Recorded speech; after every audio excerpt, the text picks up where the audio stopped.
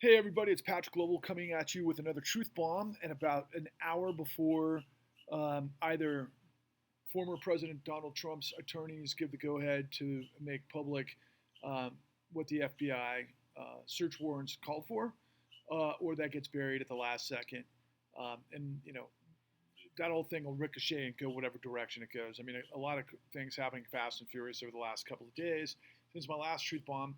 And like everything else, it once again T-bone intersects with everything that I'm dropping truth bombs at.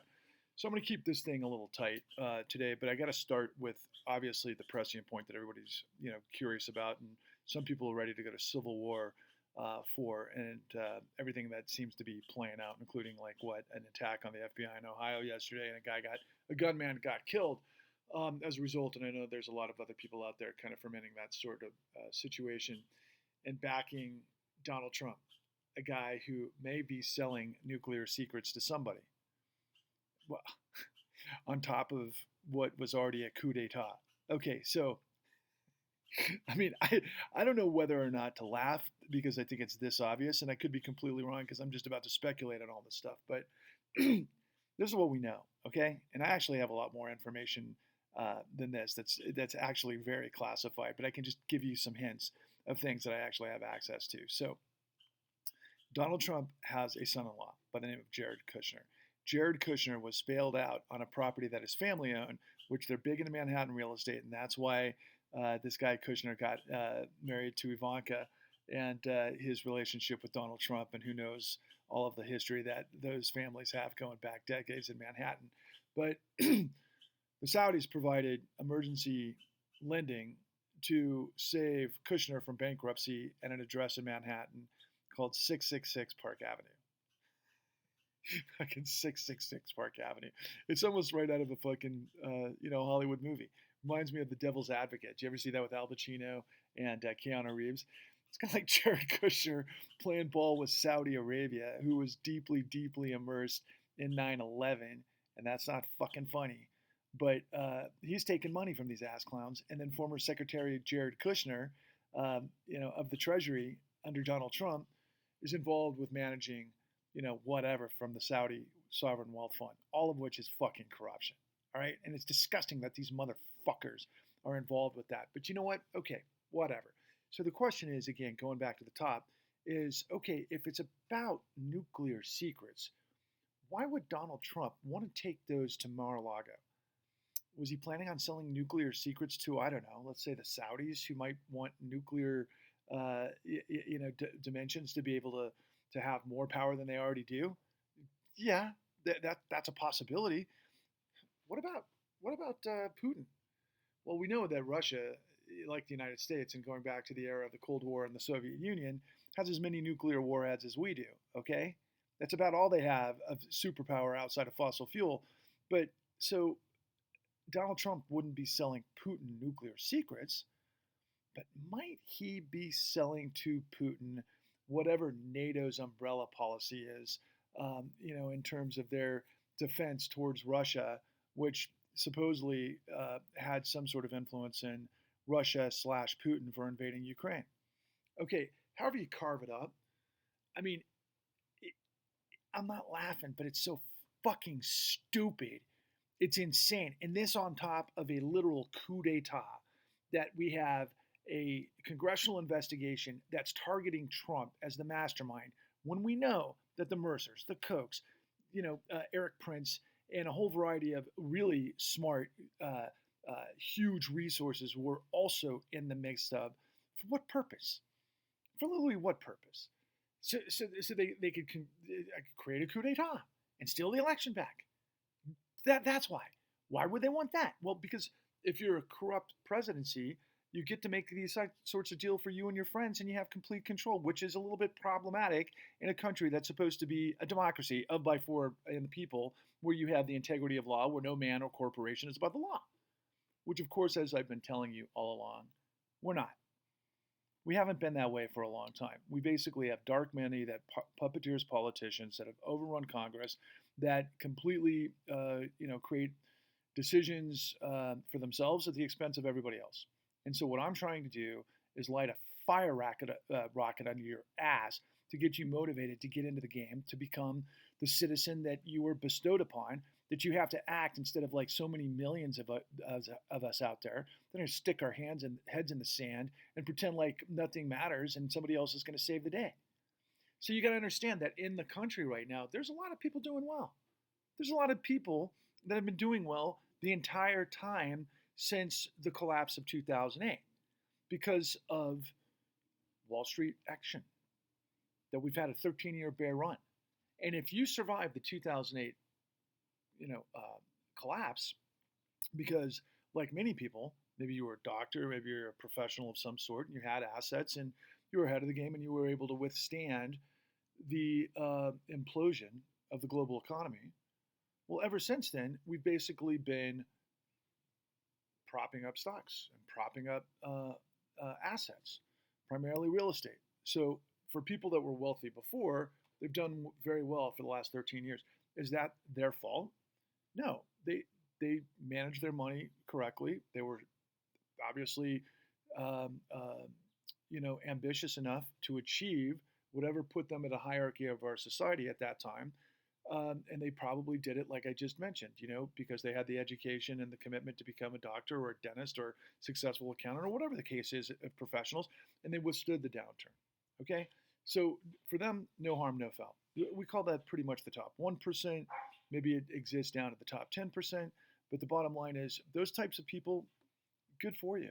Good on you. I only want the best for people who live with integrity and people who actually deserve good outcomes. Now, unfortunately, the entire system, the financial system writ large, is predicated on, fossil fuel that is very problematic because of climate change. And then everything that underscores the relationship with Saudi Arabia as the swing producer, that our dollar bill, the value of our dollar bill is predicated on the relationship that enables a lot of these other things that I've been bringing to your attention for some time.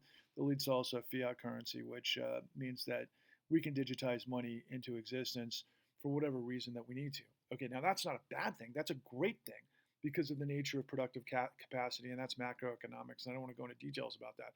What I want to go into a quick detail about, though, is that none of the financial system, okay, would be operational today if extraordinary measures by the Federal Reserve in the aftermath of the 2008 Great Financial Crisis weren't set into motion by what was known as Federal Reserve Act 13-3. Now, the Federal Reserve, a lot of people out there, they think they understand the Federal Reserve. They like to go off into, I don't know, what's the family? It'll come back to me in a minute, but they want to blame. Everybody wants to blame the world on the Rothschilds, right? Former bankers out of England that were involved with the Bank of England and wars throughout, I think, the Middle Ages for the most part. They're not even anywhere near to the vortex of power now, but yet people still want to blame the Rothschilds for all of the financial problems and the puppeteering behind the strings. Meanwhile, the people that I've been telling you about, whether it's the CEO of Chase, CEO of Goldman Sachs, CEO of BlackRock, and so on and so forth, they're right in front of our face every day. These people who want to blame the Rothschilds, they don't have any fucking idea who the guys are that are actually the people that manifest the system that they seem to be paranoid about, okay?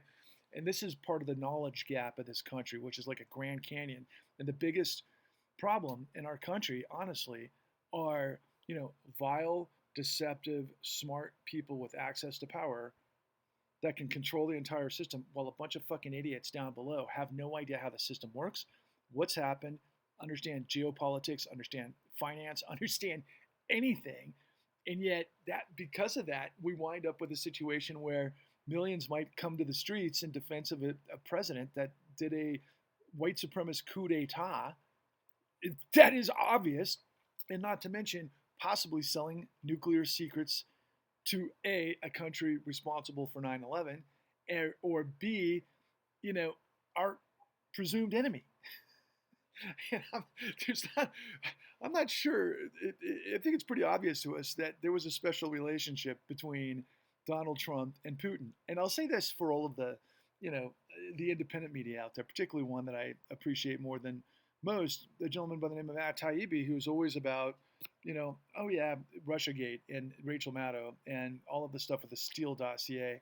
It's fucking bullshit. And so somehow that gives, Trump an out for all of the other stuff we know he's absolutely fucking guilty of, particularly as it relates to Deutsche Bank and Putin and money laundering and control fraud and all sorts of fucking criminal activity that ultimately might, lead to the stuff that we're talking about in Mar-a-Lago. In fact, somebody just mentioned to me on Twitter, they're like, oh yeah, you're buying this hook, line, and sinker. And he's like, this is a setup by the FBI. And I said to him, so what? Okay, so let's say the FBI set up Trump. He's been guilty of everything else. I don't really mean that, but I think it's kind of funny if you're playing in the lexicon of the game that people who support Trump playing. I mean, it's all duplicitous fucking gymnastic bullshit, mental gymnastics bullshit. But why am I painting this picture again? Well, none of it, not Trump, not MAGA, not the insurrection, none of this shit's possible unless the system didn't already fail. There's so many in media today, especially mainstream media, that were like, oh my God, we're going to lose our democracy if Trump, and Trump supporters find a way to win in the midterms and all that kind of bullshit. Oh my God, I don't know where you've been, but we lost our democracy decades ago. We have a thing called Citizens United that enables dark money to flow through the coffers that wind up from huge entities like the Koch brothers into whatever influence they have. Like, for example, that's already been disseminated in public information between Ginny Thomas and her husband, Clarence Thomas, at the Supreme Court. That's just one angle of it. I mean, my God, these dark money groups, they've been around for decades and decades. Kind of starts with the Jim Birch Society that predates the Kennedy assassination. It maybe even have something to do with the assassination. I'm from Texas originally, and I can tell you that I grew up around a lot of big money. I know how a lot of these oil companies operated with a lot of militia groups, and there was a lot of religious groups that are involved. And what we're dealing with now, post Tea Party into MAGA, is a lot of how that whole fucking apparatus works. And it's been around for decades. They're just getting a lot more sophisticated in what they do. But all of it is it's what I continue to tell you. When a system becomes absolutely corrupt, if you look throughout history, every empire fails because of corruption. And so what I'm an expert in, and what I am the only person that continues to bring these truths to you, because for whatever reason, I'm the only one, A, with the information, apparently, even though I know a lot of people have to know about it, but B, willing to be transparent and bring this information to you time and time again. And I'm going to go right back to what drives everything. The system completely failed in September of 2008. That was a result of decades-long deregulation, desupervision, and decriminalization that created a fraud pipeline in our housing market that created this insane bubble that went into collateralized debt obligations and credit default swaps and derivatives around the world that literally blew up the fucking world, and our entire financial system was bankrupt. See, a beautiful thing about capitalism is bankruptcy. But if you're bankrupt, you can no longer get loans. You have to become insolvent. You can get out of all of the debt that you owe, but you got to start over. And it takes you 7 years and you got to build back from scratch. It's a really wonderful part of capitalism, in so much that if you're somebody who is, trying to bring a great idea to market, technology, something that's, good for the big picture and so on and so forth, this does give you an out just in case things go sideways for whatever reason. It's a really the brilliant sort of, part of the whole process. But Wall Street and our financial, the entirety of finance was fucking bankrupt. If it wasn't for Federal Reserve Act 13.3 providing trillions upon trillions upon trillions of dollars of liquidity, when at that time we were all sold through Congress that we were going to have to, it was blowing everybody's minds at the time, $700 billion in what they call the Troubled Assets Relief Program. Look, that was just a front for what the Federal Reserve did, which is what I blew up in my last truth bomb, that behind the scenes, former Secretary of the Treasury, John Paulson, with Ben Bernanke and with Timothy Geithner, the president of the New York Federal Reserve Bank, came together to plot out how they were going to use the bazooka, which is the Federal Reserve 13-3, to be able to provide trillions of dollars of liquidity. Here's the thing. The Federal Reserve was not created to backstop casino trading houses. Never was that part of the design. So 13.3, which allows the Federal Reserve to provide liquidity under extreme circumstances when everything's run, you got to think of it like this. Let's say there's a nuclear war. Let's say there's some sort of mass disaster where, agriculture, industry, those types of things that, make sure that we're clothed, we have energy, we have the capacity to feed ourselves, would be able to be recipients of emergency stimulus under extreme circumstances. It's not developed, it was never developed under any circumstances to provide trillions of dollars of liquidity to a financial system that had gone rogue, especially shadow banks. Now, you may have heard of the FDIC and insurance and what we did after the Great Depression to be able to create stability in our financial markets because we create reserves for banks in emergency situations, especially your money. If something goes sideways, that you're guaranteed up to $250,000 per deposit, that sort of thing. Well, the same thing exists from the Fed with Federal Reserve Act 13.3. However, if it's going to loan, first of all, it's got to loan within the industries that I just mentioned. That's the way it was created. But even if it were to loan to the shadow banking sector that aren't a part of the FDIC, which are the investment houses, this is what gets us into this whole conversation about Glass-Steagall and what the Clinton administration did to create deregulation and destroy all of the lessons that we learned after the Great Depression, which is what I am, a modern-day Pecora, okay? And I'm trying to give you all of the information of what created this racket that led to this emergency situation in which we illegally, and I'll say it again, we illegally, and I'll say it again, we illegally provided trillions of dollars of emergency capital to bankrupt investment banks. Illegally. Plus, they didn't have reserves.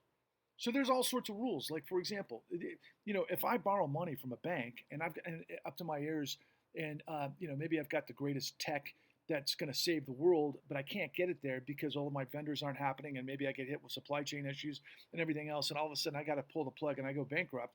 Maybe I'm begging and pleading with the bank to give me emergency loans. And maybe they do if I've got some sort of asset to back it that has value. Or if I have a buffer.